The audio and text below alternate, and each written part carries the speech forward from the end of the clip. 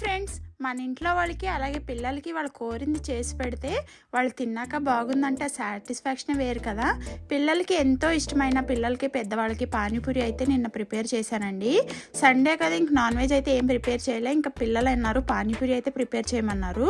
ఇంకా వాళ్ళ కోసం పానీపూరీలు అయితే ప్రిపేర్ చేశాను.